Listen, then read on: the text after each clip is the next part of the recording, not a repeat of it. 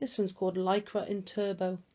He shouldn't be funny, and I really shouldn't have laughed as he pulled on all his lycra as he got out of the bath. His skin, it was all clammy, hot in places and too warm. The bottom had seen better days, were tight and old and torn. He jumped around to pull them up. It really looked quite strange to see him in these tight lycra pants with his private parts restrained. He popped his top right over his head and did up all the zips. "I'm going on my turbo inside," he said. "It's really quick." Now, normal cyclists ride the country to travel many miles, but with a clip-on mileage count, he wore lycra and a smile. He clipped his water bottle on so he could have a drink, popped his bottom on the seat, clipped shoes in and faced me sink. He set it up upon the floor to avoid all my white goods. He put his hand through his hair reflection in the cooker's hood. I watched him when he set off. 5 minutes and he was sweating.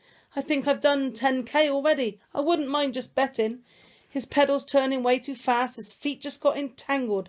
I looked away and closed my eyes. From now the sink he dangled. He'd rode his bike so bloomin' fast, he'd worn out the nuts and bolts. He'd smashed right through me butler sink and done a somersault. He'd worn away his lycra crutch and shouted he was burning. His bike was broken into bits, but the wheels they still were turning. He'd bruised and battered on his chest and places he can't mention. He looked at me all puppet eyes and said, "I think I need attention."